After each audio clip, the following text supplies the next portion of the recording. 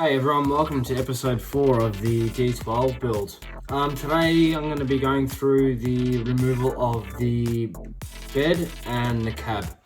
Let's get stuck straight into it.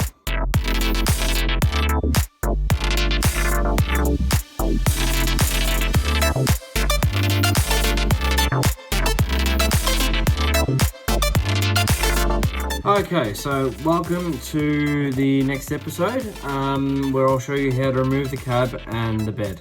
So basically, it's going to be a fairly short video. Undo these 4 screws to remove the bed, and I'll just go ahead and do that for you.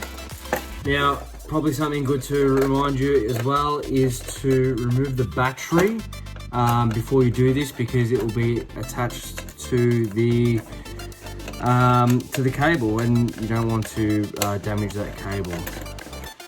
So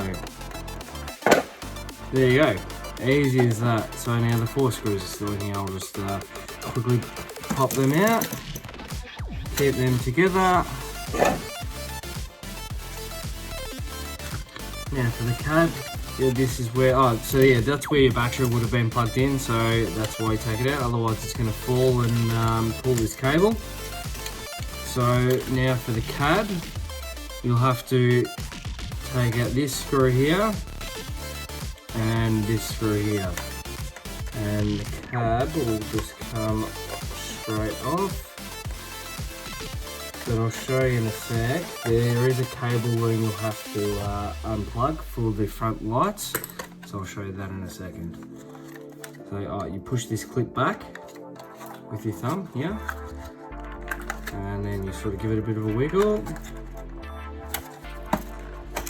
Right, so in here is the loom for your headlights.